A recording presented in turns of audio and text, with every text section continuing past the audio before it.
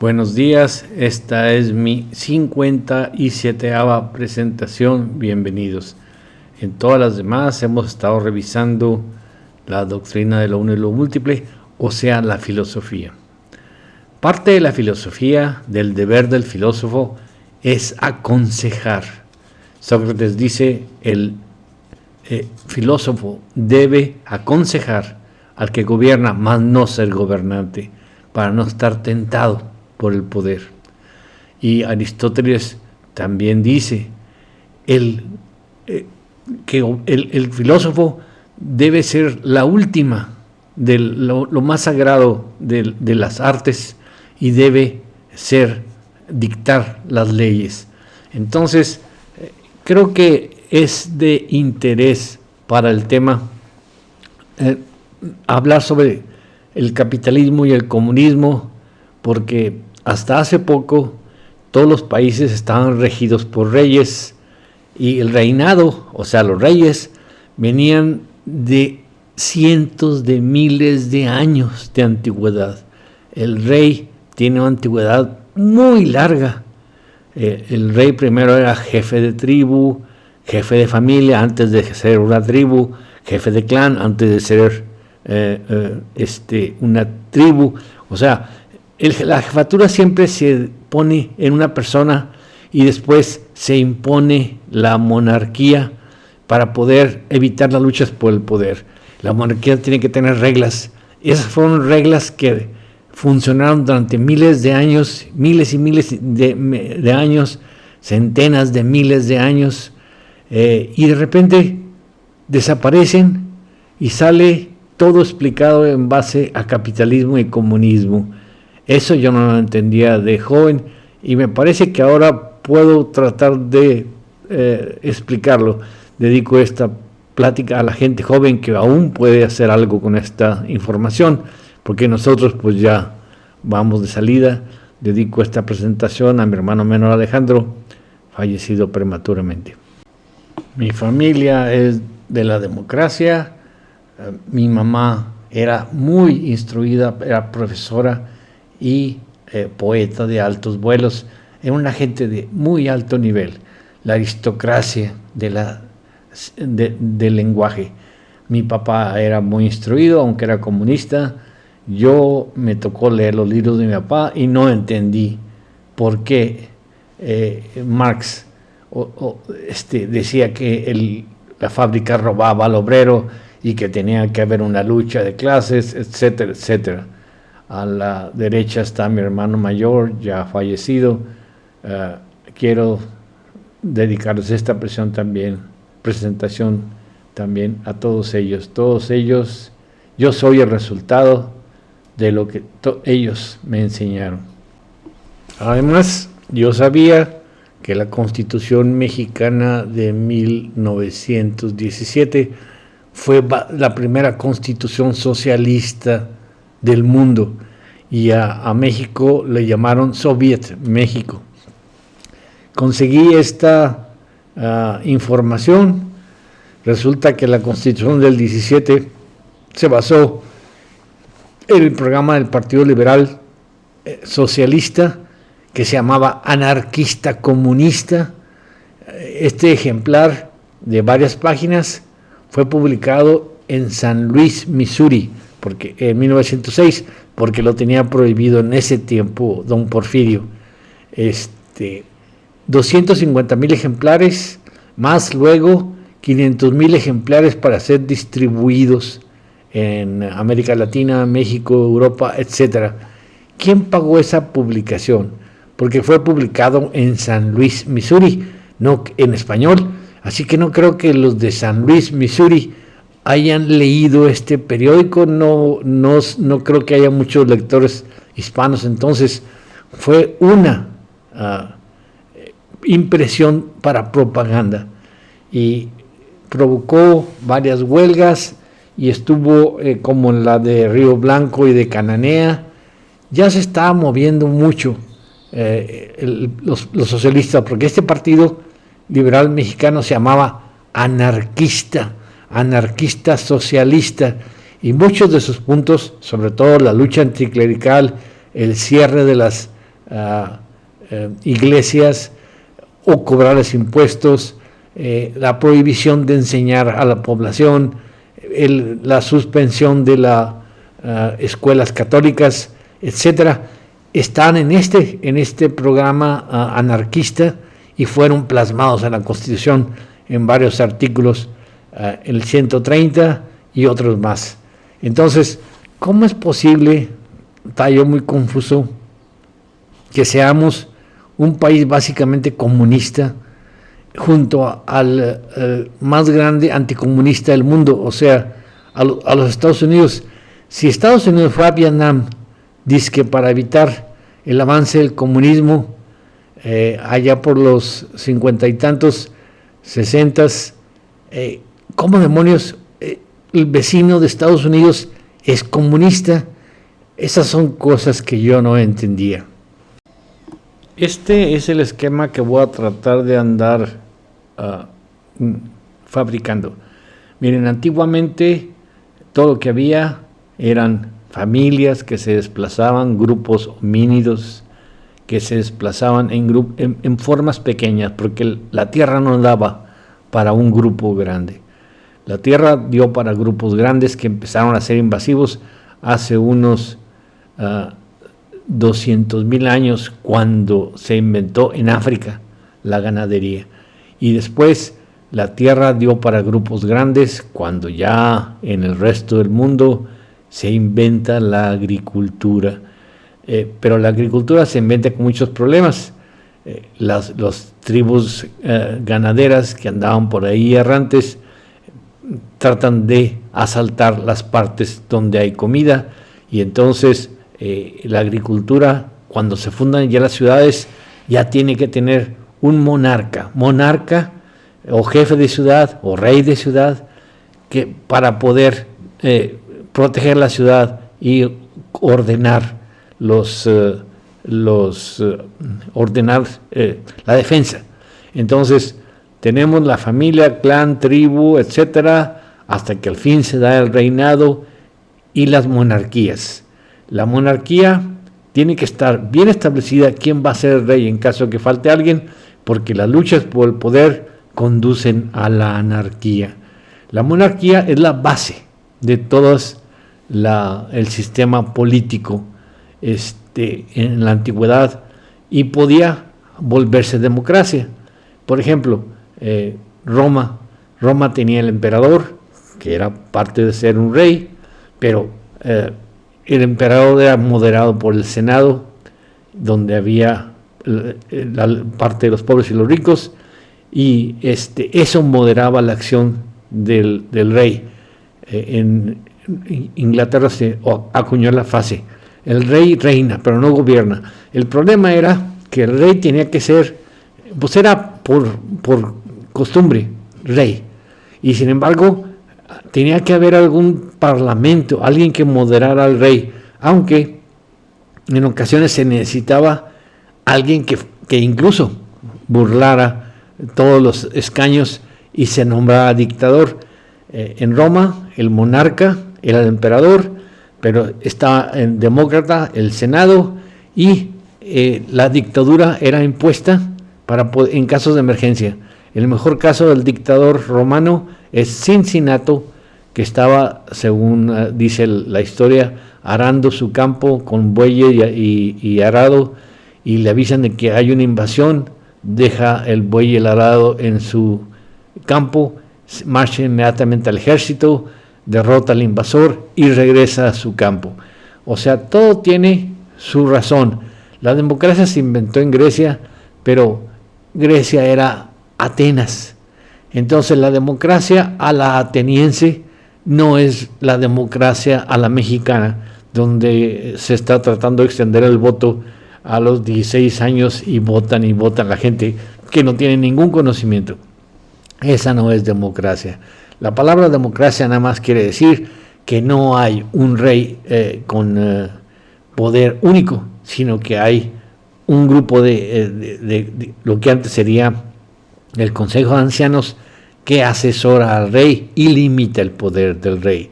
Entonces, vamos de repente se inicia la revolución industrial y sale de repente el capitalismo y el comunismo a relucir. Ambos son sistemas económicos y son internacionales si se pueden. A mí no me cabía que por ejemplo, hubiera en Moscú un Comintern, o sea, la Internacional Comunista. Es obvio que el comunismo es un movimiento invasor, agresivo, y no hubiera un movimiento democrático internacional, porque la democracia no es un movimiento invasor, agresivo, y vamos a tratar de explicar esto por partes. Ya hemos dicho que me parece muy curioso que tanto el capitalismo y el comunismo fueron fundados por judíos. Marx, hipermnésico, le paga Engels, capitalista, para que haga el manifiesto comunista en 1848. Y si no lo pone es porque Engels dijo, ¿por qué vas a salir en el manifiesto si yo le pagué a él? Capitalismo y comunismo son la misma moneda.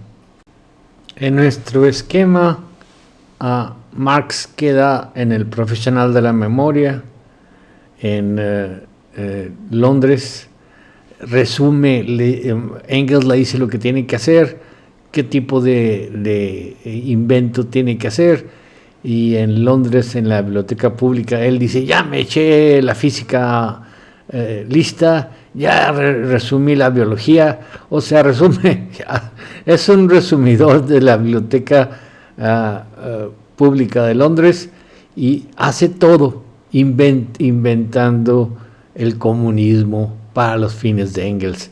Engels, por supuesto, como capitalista, como gente que desea el poder, no puede ser democracia, ni puede ser aristocracia.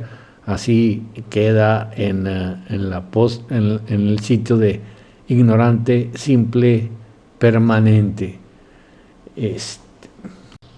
Miren, este es un esquema de las primeras ciudades-estado en Mesopotamia. O sea, ¿cuál es la razón de que alguien se fuera a una ciudad si antes vivían en tribus? La agricultura. Pero por supuesto la agricultura también era un cebo para tribus nómadas. Entonces, cuando ustedes sembraban algo, lo más seguro era poderlo cosechar. Si no, antes de que ustedes cosecharan, se lo robaban. Entonces, las ciudades estado más importantes que se dedicaban a agricultura y ganadería estaban amuralladas. Eso en beneficio de la seguridad para todos, y producían más de lo que consumen, porque era agricultura. O sea, había un beneficio de tener que depender del que gobernaba la ciudad, y porque el que gobernaba la ciudad, por así decir, les cobraba por vivir ahí, y él manejaba el ejército. Entonces se necesita un jefe que dirija la ciudad y coordine las obras comunes. Ese jefe cobrará del excedente impuestos y tendrá a sus órdenes funcionarios que ayuden a que sea ejercido en beneficio de los ocupantes de la ciudad, la jefatura. O sea, el ciudadano común abandona su propia libertad en beneficio de vivir seguro dentro de una ciudad defendida por soldados y por un jefe. Fíjense también en esta cosa, las ocupaciones son muy limitadas. O sea, se necesitan artesanos que elaboren y reparen instrumentos de trabajo como alfareros, canteros, herreros, carpinteros. Entonces tenía que haber un rey y altos funcionarios, nobles y sacerdotes. O sea, el rey sumaba todos los poderes, pero podía ser aconsejado políticamente en una forma de la materia religiosa, porque la religión es importante para conservar la paz todos deben tener la misma religión, porque la religión implica moral y todos deben tener la misma moral. Es un error haber aceptado gente de religiones distintas en un mismo país. Además de administrar justicia, y después vienen los comerciantes y funcionarios, ahí están los escribas y gente técnica, y luego los campesinos y los artesanos. Fíjese en que los artesanos ocupan un lugar bajo, trabajan las tierras de sacerdotes y funcionarios, y hasta los esclavos pertenecen a particulares, a templo y estado, pero no por ser esclavos dejan ellos de estar bien si la ciudad está bien. Vean lo que dice Jeremías: velad por la paz de la ciudad hacia la que os he llevado cautivos. No hay bienestar para vosotros sin el suyo. O sea, si la ciudad funciona, si la seguridad se garantiza, entonces la comida se garantiza y no caemos en el caos. Entonces hasta los esclavos necesitan ceder su libertad en favor de la ciudad, esperando alguna vez mejorar de condición. En Roma el esclavo tenía reglas para poder hacer ya ciudadano romano, y era un gran orgullo ser ciudadano romano, y el esclavo podía ascender hasta ese puesto. Entonces la esclavitud está considerada temporal y está considerada necesaria, y además debe aceptar su condición mientras la mejora. El sistema debe trabajar. Todo ciudadano, para entrar a una ciudad, debe pagar algo para mantener las fortificaciones, para vivir ahí. Entonces, pero eso le garantiza seguridad. Este es un castillo en Etiopía. Acordémonos del Imperio Romano, que se acaba en el siglo V, cuando los hunos invaden Roma, y todavía los turcos amenazan Viena hasta los 1500. Si Viena sobrevivió es porque tenía grandes murallas y soldados entrenados. Pero entonces en 1453 cae una gran ciudad amurallada que había resistido invasiones por muchos años, siglos, Constantinopla. Entonces, por cañones. Se inventan cañones y las murallas ya dejan de ser eficientes como antes lo eran. El Sacro Imperio Romano empieza a formar ejércitos para defenderse hasta que viene la Guerra de 30 años, la cual permite un periodo de paz prolongado por 2 siglos. Entonces empieza la Revolución Industrial. Empieza más o menos alrededor de 1750 en Inglaterra, pero los países civilizados, organizados, recuerden, todo país tiene que ser organizado para ser rico. Como dijo alguien de Argentina, un presidente, no recuerdo, dice: si es un país pobre es porque es un país mal administrado. Entonces, la revolución industrial da como producto la fábrica. La fábrica debe entenderse lo que es. La fábrica es un producto de la revolución industrial y esa es la segunda revolución. La primera revolución fue la agricultura. La segunda revolución fue la fábrica. La fábrica es un lugar en donde se juntan diferentes obreros de muy distinta categoría bajo el mando de un patrón, porque la fábrica o puede ser el gobierno, pero bajo el mando de un patrón, y utilizando máquinas, utilizando vapor, utilizando sistemas que no están en la casa de ninguno de los obreros, que ninguno de los obreros podía poner por sí mismo con su propio trabajo. Se inicia la fábrica, pero se inicia en grande. La fábrica lo que puede hacer es fabricar un exceso de productos para vender. O sea, ahí está, así como la agricultura provocó un exceso de comida que fue utilizado para hacer comercio, la agricultura fue un gran invento. Así la fábrica es otro gran invento. Fabrica un exceso de productos. Ahora, ¿a quién le damos las categorías de fábrica? Porque ya mencionamos que en la toma de Constantinopla en 1453 se usaron cañones.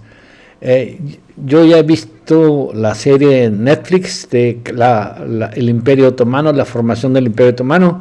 Resulta que los cañones venían de un señor serbio o de algún lado que le pide al sultán venderle cañones. Él los puede producir si le pagan. Entonces se ve que hacen una fundidora gigante para fundir bombardas gigantescas, que son las que tumban la muralla de Constantinopla.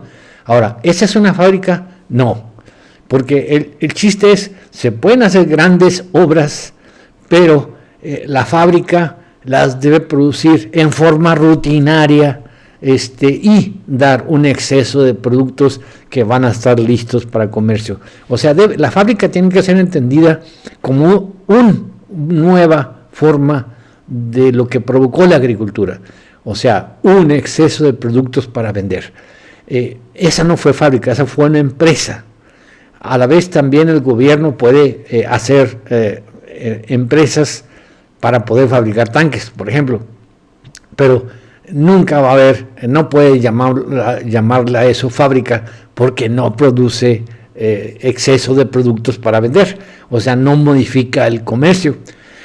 Hace tanques y fabrica cañones, pero si no le encuentran ustedes un uso a esos productos, entonces no puede ser fábrica, porque tan pronto se acabe la guerra, tan pronto se acabe la compra de productos, la fábrica quiebra. O sea, los rusos pueden fabricar T-34, excelente tanque, ¿verdad? Pero ¿cuántos pueden vender? En cambio, si pueden fabricar cuernos de chivo, Kalashnikov, 47 Kalashnikov, y esos sí los van a vender. Entonces la fábrica de Kalashnikov sí es fábrica. La fábrica de T-34 no es fábrica. Entonces, el pleito de las fábricas es que se juntan la gente y el capitalista y fabrican un exceso de productos que salen más baratos que si los hiciera el artesano por sí mismo. Entonces la fábrica friega todas las manufacturas chiquitas porque las llena de productos producidos más barato que lo que el manejador manual, o sea, la manufactura no puede producir en esa cantidad. Pero la fábrica necesita controlar las materias primas, o sea, la fábrica ya es invasiva. La fábrica necesita materias primas y controlar las fuentes de materia prima. Si la materia prima no está en el país, la fábrica tiene que depender de ir al otro país y sacarle las materias primas, porque el momento en que le falten materias primas, en ese momento la fábrica cierra. Es, por ejemplo, los Estados Unidos con lo de el aluminio. Ellos controlando Jamaica y controlando las Indias occidentales, las Guyanas, obtenían bauxita. En ese tiempo la bauxita era la principal fuente de aluminio y estaban principalmente ahí, en las Guyanas y en Jamaica. Entonces los Estados Unidos planearon la guerra contra Alemania, los judíos, y sabían que la iba a ganar el que tuviera más aluminio para producir más bombarderos, y tienen que controlar Jamaica y las Guyanas para poder obtener las materias primas para su fábrica. O sea, la fábrica debemos entenderla como la nueva revolución y que igualó a la revolución que hizo la agricultura. La agricultura produjo un exceso de alimentos, la fábrica ahora produce un exceso de productos y necesitamos encontrarle mercado a los productos y además control de materias primas. Es obvio que la fábrica es internacional. Según este esquema, ¿la Boeing es fábrica? Sí, porque la Boeing produjo el bombardero B-17, produjo el bombardero B-29, produjo el bombardero B-24, y es obvio que los bombarderos sirven para ganar la guerra, pero después de que se acabe la guerra, pues ya no van a ser producidos porque no sirven para nada. Sin embargo, la fábrica, antes de producir el bombardero B-17, produjo aviones de correo, etcétera, etcétera, y después la Boeing se va a dedicar a producir aviones de pasajeros y la fábrica sigue. O sea, la fábrica de Boeing sí es fábrica, puede cambiar los productos, puede variar la producción. La fábrica de barcos también es fábrica, por ejemplo la Chrysler, barcos, no recuerdo, también es fábrica, pero las otras, la fábrica de T-34, bueno, a lo mejor también podía llamarse fábrica porque las orugas salieron primeramente de una fábrica de tractores, entonces la fábrica de T-34 debe cambiar el producto a una fábrica de tractores para seguirse llamando fábrica.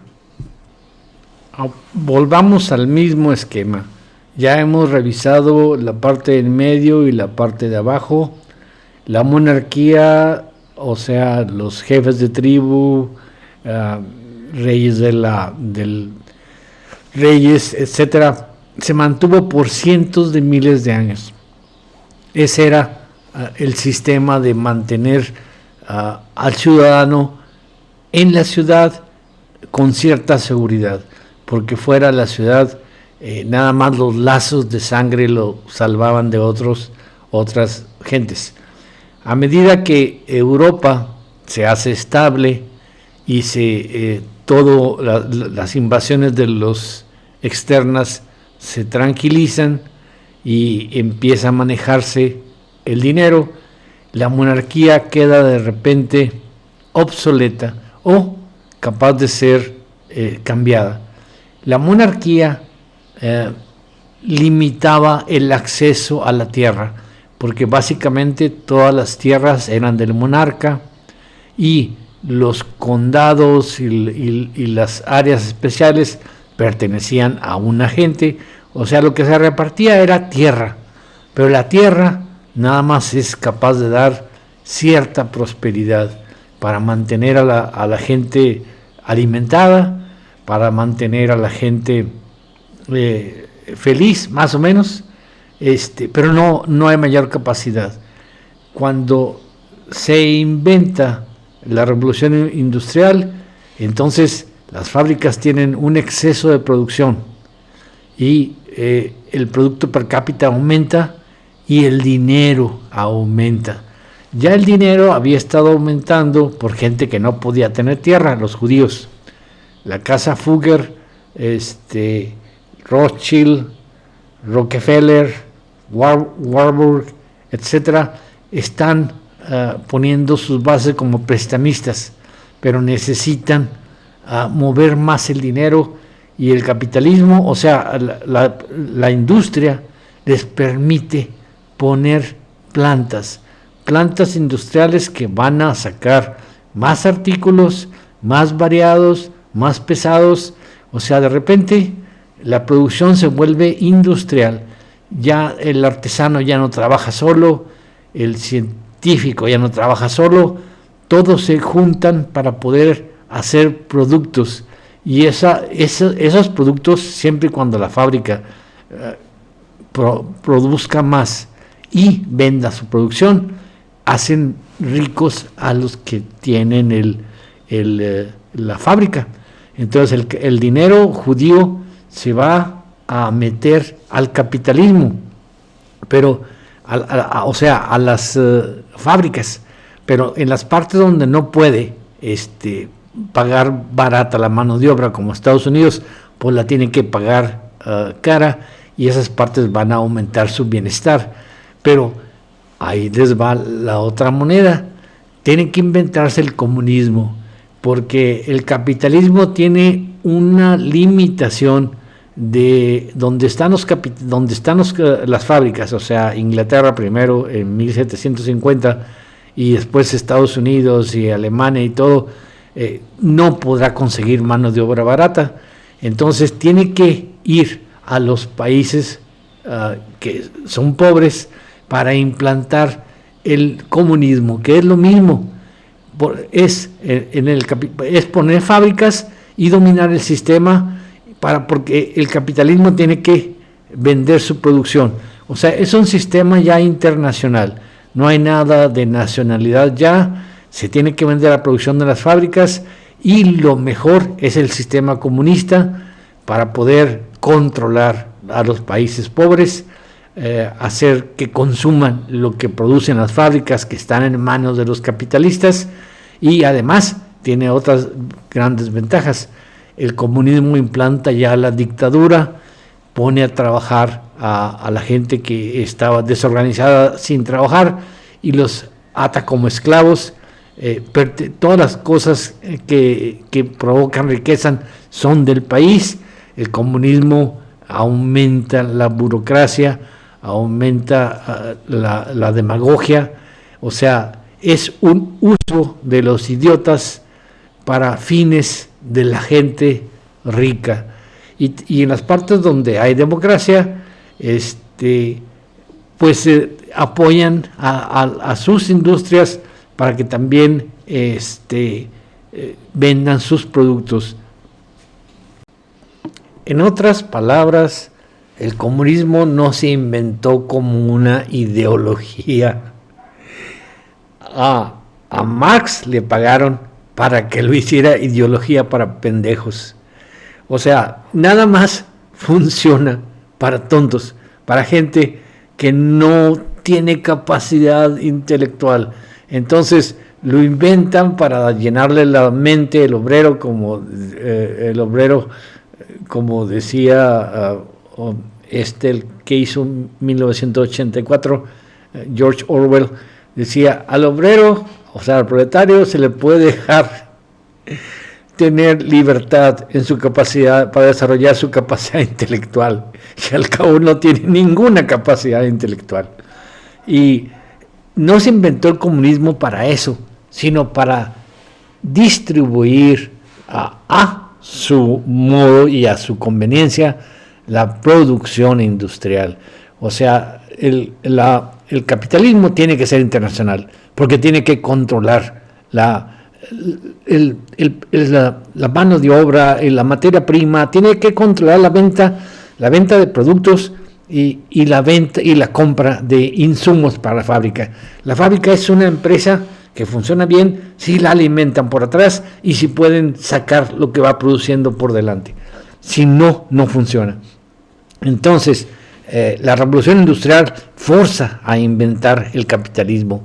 Los judíos tenían limitación para adquirir tierras por ley y no podían adquirir tierras, y la tierra pertenecía a la nobleza. Entonces de repente se inventa la revolución industrial, se inventa la fábrica, y ahí ya le van a poder meter el dinero que acumularon siendo prestamistas. Al principio se dedicaban nada más a préstamos, y sus principales clientes eran los reyes. Necesitaban esto para esto, los judíos prestaban dinero. Los judíos prestaban dinero a diestra y siniestra con tal de obtener favores reales de la monarquía, y la monarquía más endeudada de todas es la inglesa. Por eso no les estorba para nada la monarquía inglesa, pero las demás monarquías sí les estorbaba. Entonces había que inventar el comunismo, porque el comunismo era para poder quitar las monarquías y tener un campo de acción fértil.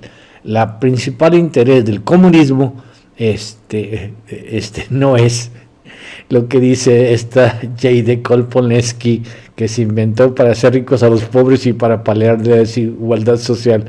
Suerte para mi favorita J.D. Cole, mi favorita demagoga J.D. Cole, de que la respiración es automática, porque yo creo que tan estúpida como es, si no fuera automática la respiración, se le olvidaría respirar y se moriría. Bueno, sigamos. El comunismo se inventó para poder sacar ventajas. Dinero invertido en las fábricas era dinero muy bueno, pero había que controlar todo, la internacional comunista, y después, ahora había que controlar los países, y eso lo permitía el comunismo. Se infiltraba a un país, la sociedad secreta ahora va a mandar, y se ponía un presidente. El presidente, como es un demagogo y está luchando por el poder, no tiene la fortaleza que tiene el rey. El rey viene ya de hereditario, no hay ningún pleito por el poder, y esos reyes pueden tener principios que pueden estorbar a los dueños del poder. El mejor ejemplo de esto es Henry Ford. Henry Ford es un muchacho americano que quiere que su país progrese y que su nación progrese. Entonces compra un periódico, porque él dice que todo está controlado por los judíos, el Dearborn Independent, y empieza a echar cacayacas que después se van a resumir en un libro que se llama El Judío Internacional. Sin embargo, a partir de 1920, Ford se empieza a retirar de las fábricas, y ya para el 40 ya está muy lastimado mentalmente. Los que gobiernan la planta son su hijo Edsel y su esposa. Ford se mete en un problema familiar. Todo es él contra Edsel y su esposa. A final de cuentas, su sistema es comprado por judíos.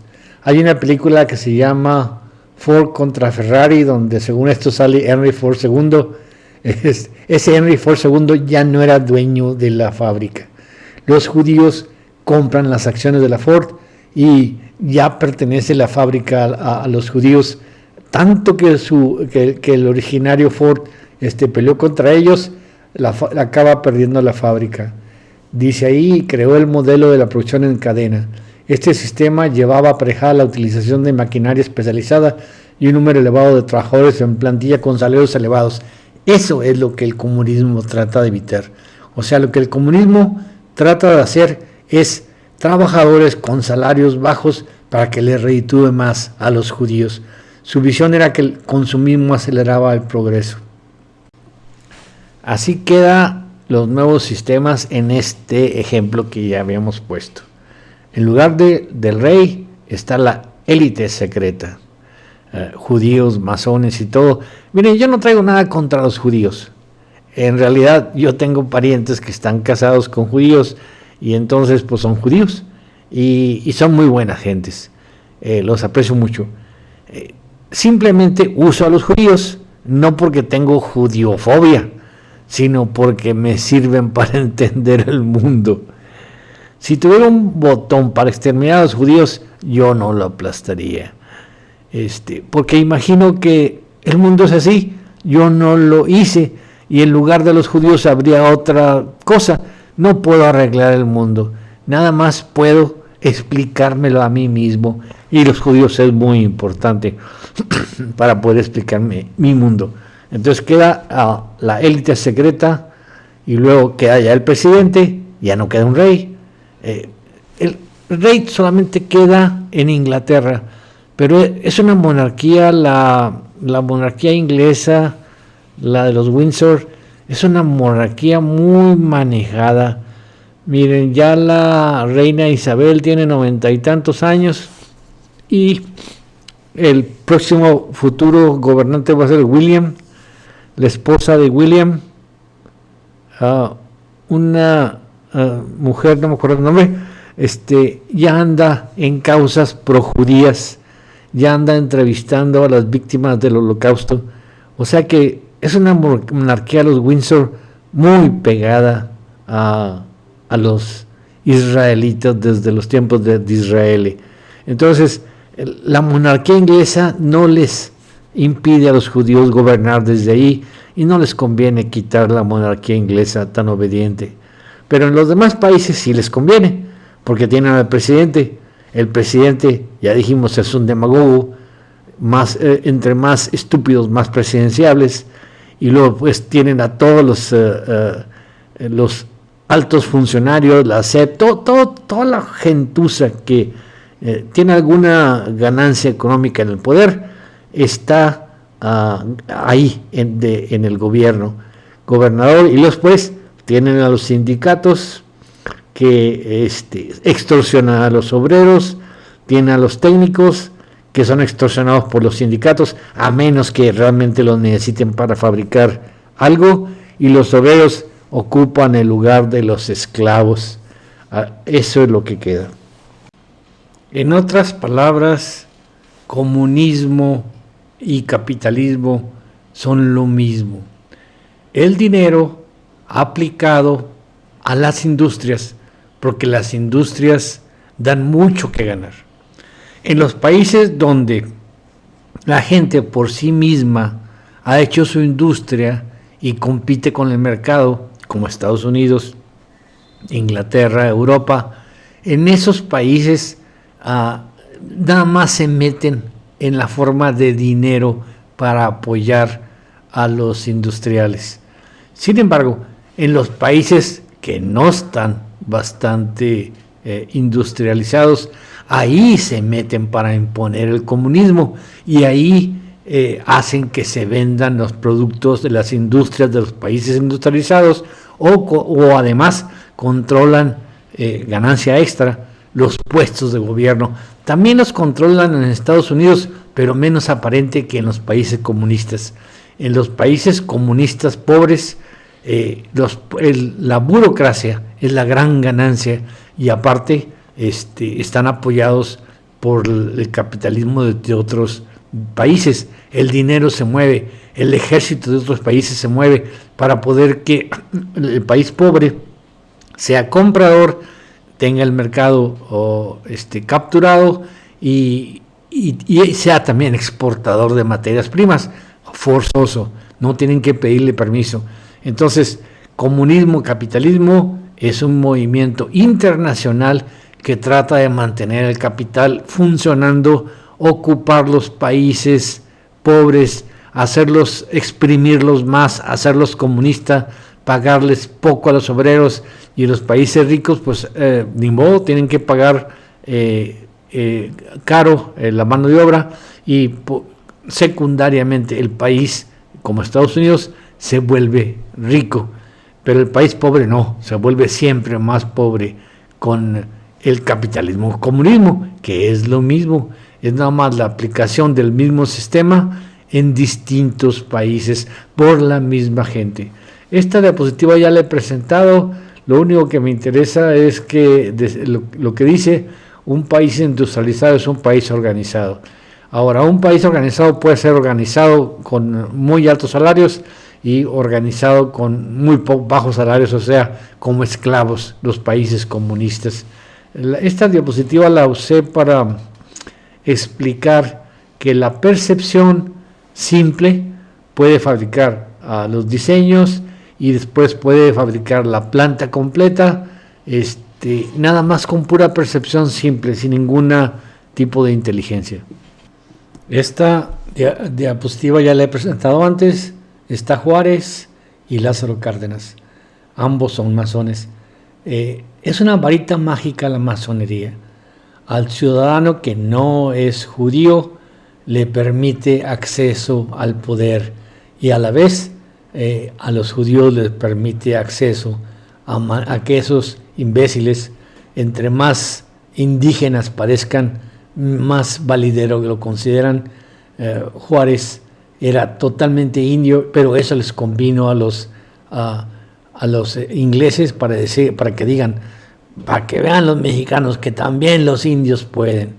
Y sin embargo, Juárez les permitió a los gringos tomar desde Brownsville hasta Mazatlán si querían, y también paso libre por el Istmo de Tehuantepec.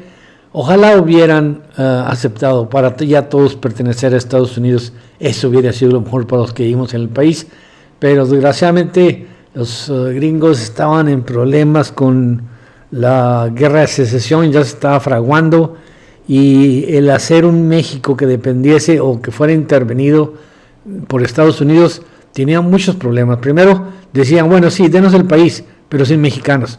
Y luego dijeron, bueno, ¿y a quién les va a tocar México? ¿A los del sur o a los del norte? Y al final de cuentas la venta nunca se concretó para perjuicio nuestro, de los actuales habitantes de lo que se llama México. Y Lázaro Cárdenas, pues era un pelele de los masones. También repartió tierras que no eran suyas y se quedó con la mitad de Veracruz. La familia Cárdenas se quedó con casi todas las tierras abajo del puerto de Veracruz. Los presidentes tienen una enorme influencia en la vida de un país tan manejable como México. Nomás acuérdense de Calles. En 1928 Calles prohibió a los periódicos mencionar a los apaches. Con una sola orden del presidente ya no existen apaches. Lo que los americanos tuvieron que hacer por medio de la guerra, Calles lo hizo por medio de un decreto. Y los mexicanos pues lo obedecen. Esto ya le hemos presentado a la planta Ford de Willow Run, Michigan. Miren lo que hace una planta. O sea, un montón de gentes que no tienen nada que hacer más que sobrevivir, de repente son puestos en acción, son dados, se les da un puesto en una planta de producción en masa y sacan un bombardero en menos de una hora. Ese es el poder del capitalismo, entendiendo como capitalismo el control de las fábricas. También es el poder del comunismo, pero los comunistas ganan menos. Fíjense lo de la fábrica de Willow Run: 80,000 toneladas de concreto, 38,000 toneladas de acero, 10 millones de rails, 80 acres de piso, almacenes aparte. Escuela de preparación de amas de casa, aparte de la planta, les enseñan nada más lo necesario para su trabajo. Incluso una vez dije, si el chimpancé pudiera entender más órdenes, podían poner chimpancés en la línea de producción. Se da enseñanza particular a quienes vayan a realizar cierta tarea y solo en esa tarea. Un motor muy complejo puede simplificarse para ser producido en la planta, solamente en la planta. Esto ya lo hemos visto. Almacén de aluminio de la planta de Willow Run, 11 acres, contenía siempre suficiente material para 1,000 bombarderos. Alemania nunca tuvo acceso a aluminio, nunca pudo haber producido. Ya sabían que la guerra le iban a ganar los bombarderos y ya estaba todo preparado, diseñado de antemano para la guerra. Me estoy repitiendo, pero ni modo, el bombardero pesa 20 toneladas, el 85 de eso es aluminio. Había 737 piezas distintas de aluminio, todas. Si ustedes organizan el país, sale un bombardero. ¿Para qué? Para matar gente. Hay cosas que nada más se pueden hacer en una planta. La planta canaliza el esfuerzo de millones de gente para un fin único. Cuando el país está mandado por una mente única, el país puede producir, sobre todo si tiene muchos recursos, montones de piezas que no pueden ser producidas sin la planta. Las cosas más complicadas pueden ser diseñadas y los autómatas siempre están listos ahí para hacerlas de héroes sin saber ni lo que están haciendo. Esta es Rusia, nomás imagínense, la torreta de ese tanque es acero sólido. Bueno, tiene como 15 centímetros de acero o más, todo por las plantas, la fábrica. Sin fábrica no hay producción. Los diseñadores, esta es la Curtiss-Wright de Cincinnati, Ohio, diseñan todas las piezas. Hay mucho dinero para los diseñadores en Estados Unidos, no en Rusia. En Rusia solo hay esclavitud. Aquí están las obreras trabajando por salarios mínimos y sin embargo las planos vienen de Estados Unidos,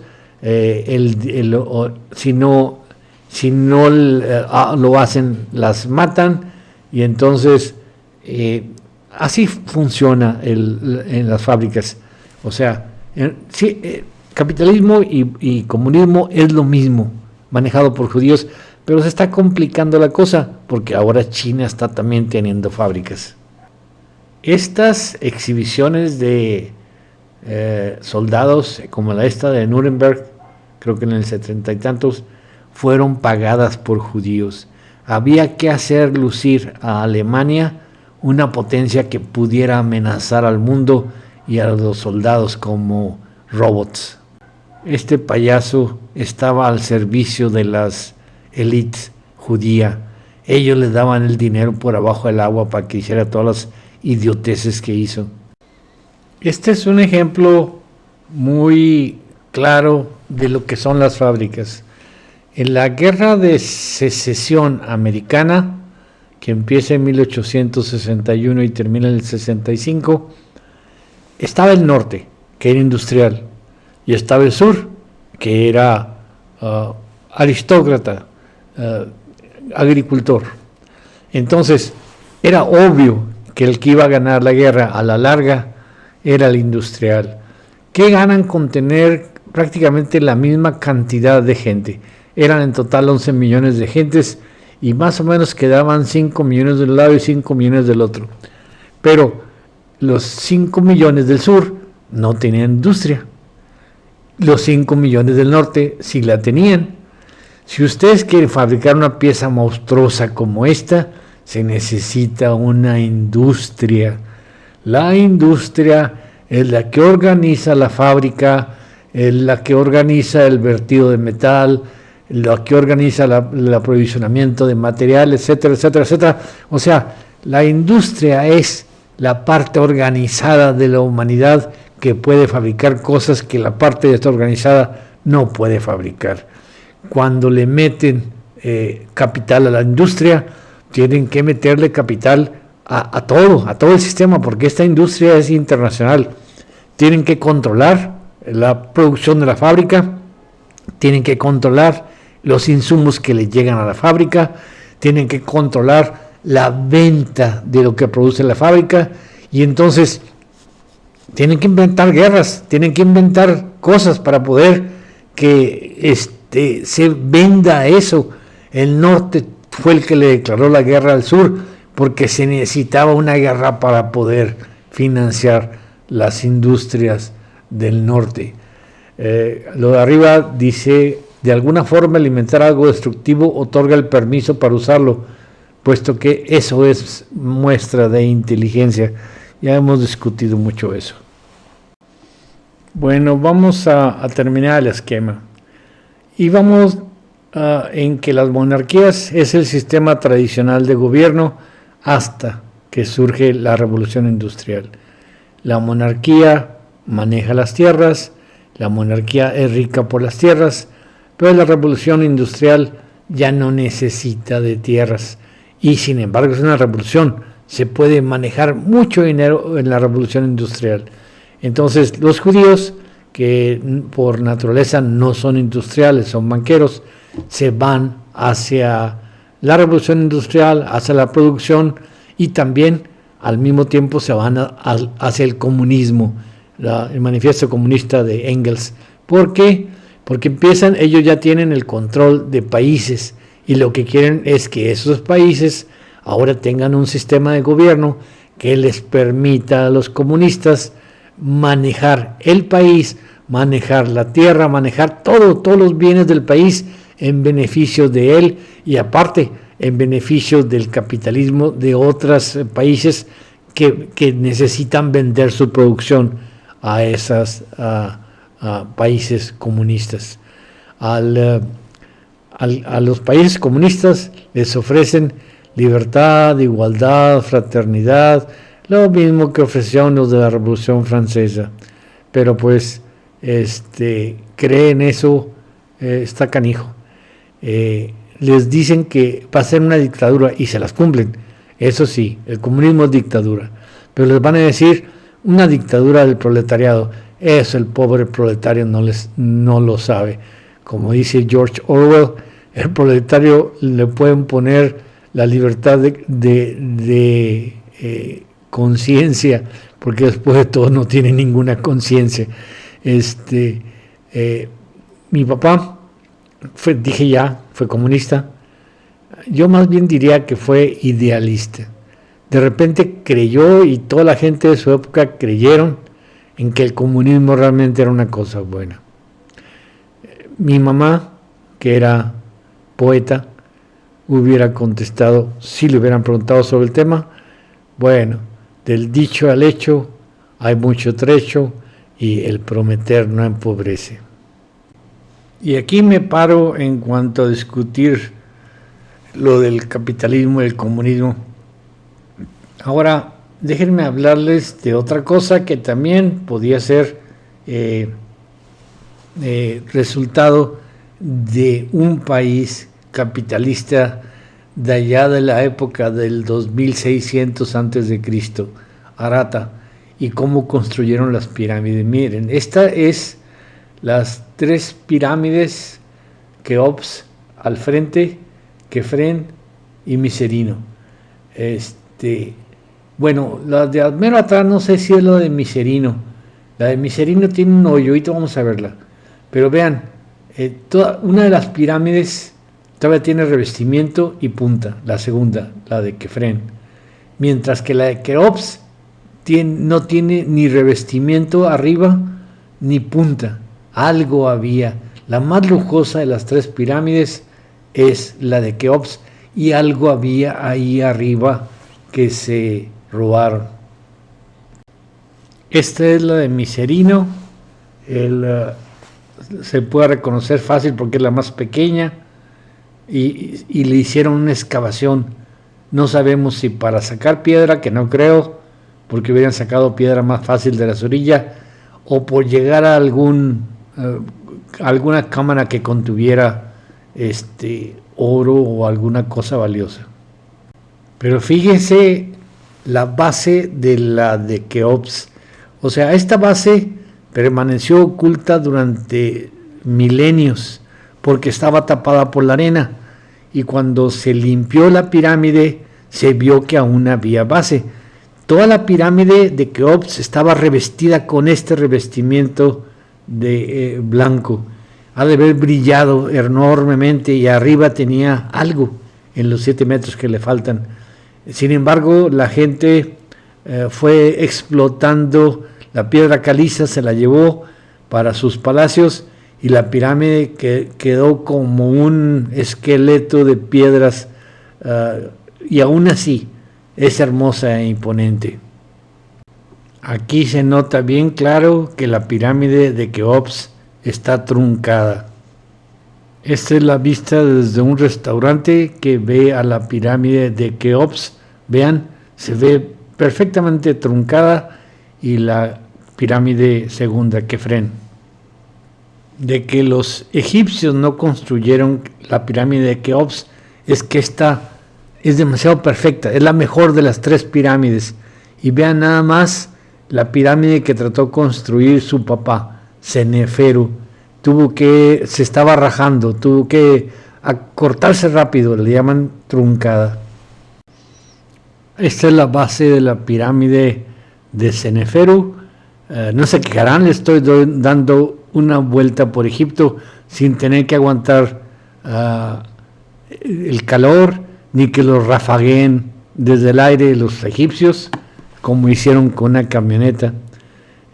Vean, las piedras están colocadas, las más fuertes en el exterior, pero adentro no había mucho cuidado para colocar las piedras, o sea, nada más se esmeraron en la cubierta exterior para poner piedras bien alisaditas y pesadas, pero eran un montón de piedras tiradas en la parte interior.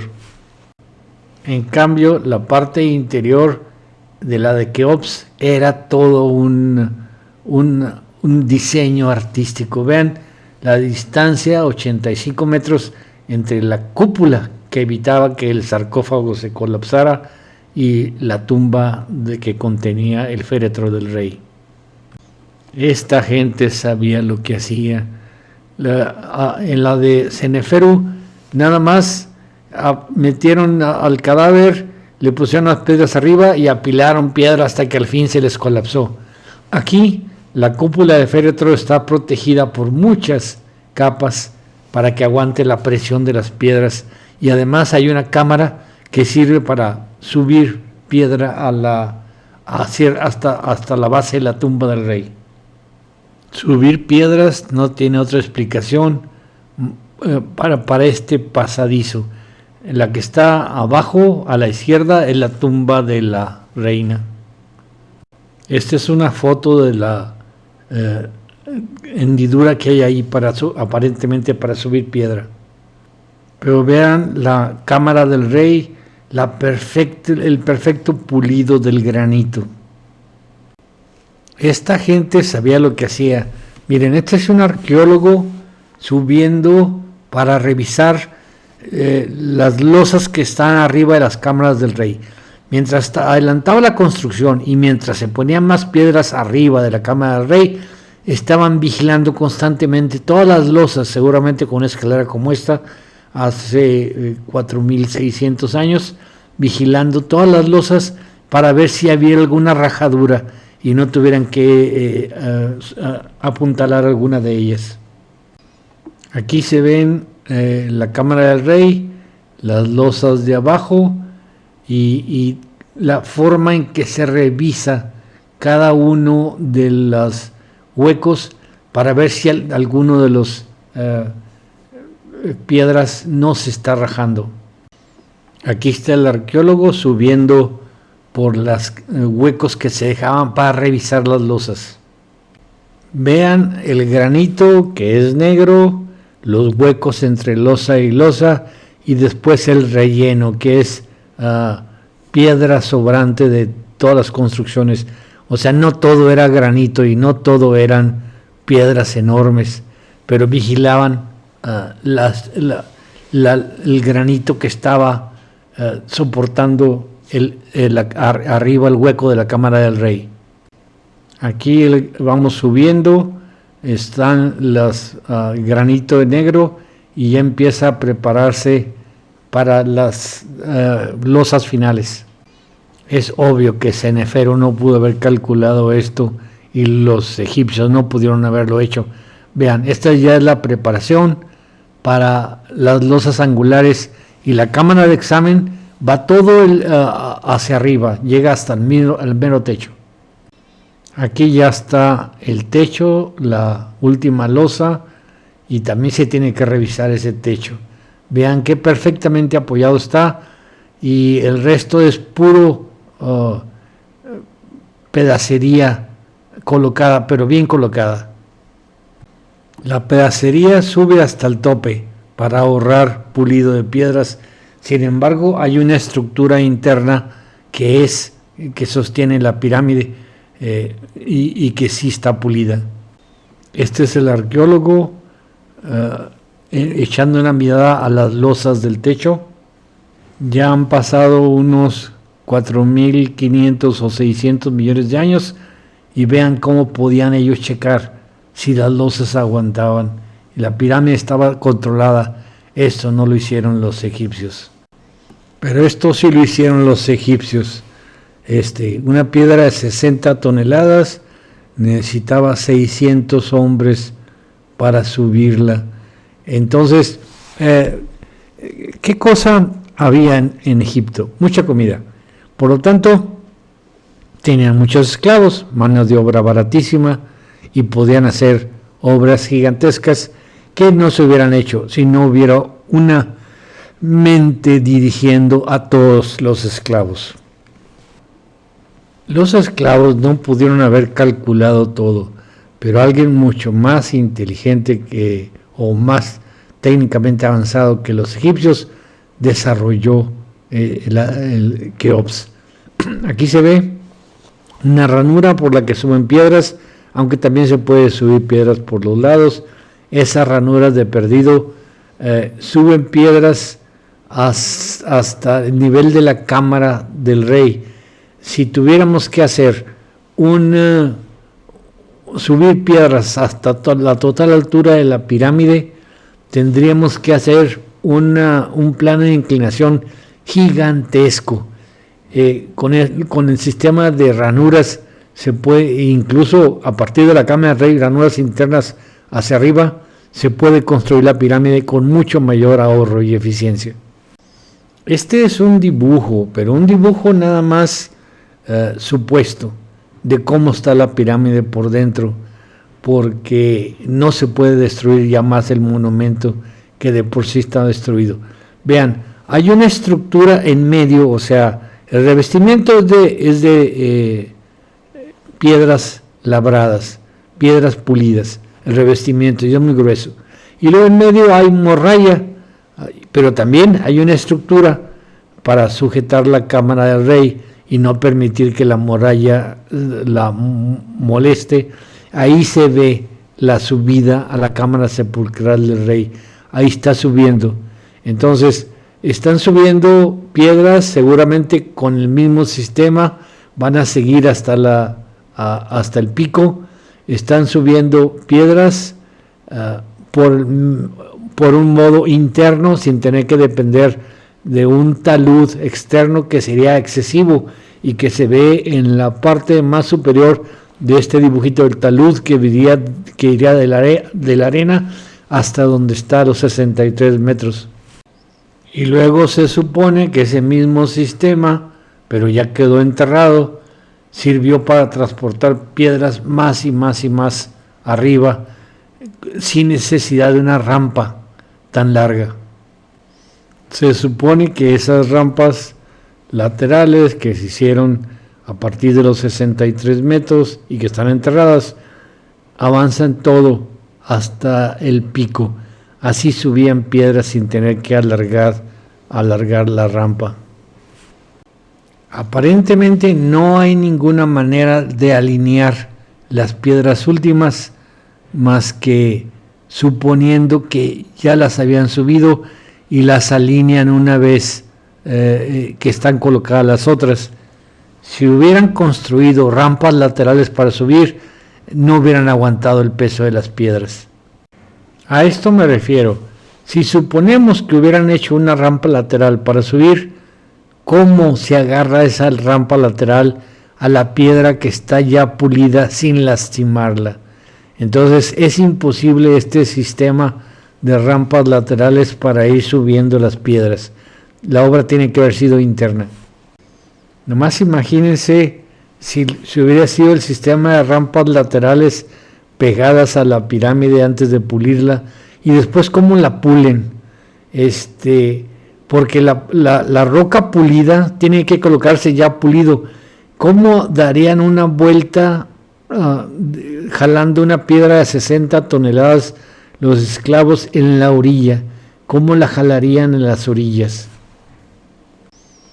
O sea que el sistema de rampas laterales, que sería el único que permitiría subir piedras hasta la cumbre, no es suficiente para explicar la pulida de la Gran Pirámide, porque las piedras pulidas tienen que ser pulidas abajo y llevadas arriba, y no es posible hacer una rampa sostenida sobre piedras ya pulidas.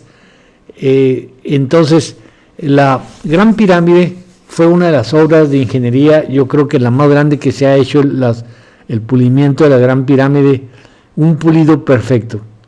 Y además es la prueba de que sin capitalismo, o sea, en este caso el capitalismo sería el faraón que paga todos los obreros que vienen del extranjero y que además paga todos los esclavos, y no se hubiera podido hacer. El comunismo también lo hubiera podido hacer, pero estamos hablando de esclavos de hace 4.600 años. No es justo ya que haya esclavos actuales jalando piedras para la pirámide. Miren, ya por ser ya esta de mis últimas presentaciones, quisiera extender una invitación a todos aquellos que quieran preservar este conocimiento que se extiende desde hace más de 5.000 años. Al que le interese, yo propondré el nombre de formar parte de la Sociedad Filosófica Parmenidiana, ya que el platonismo está muy desgastado. Al que le interese, puede mandarme un mail. Todos los puestos están abiertos, incluyendo el de presidente. Nada más quiero gente que quiera continuar este esfuerzo y que esto no acabe cuando yo acabe. Gracias.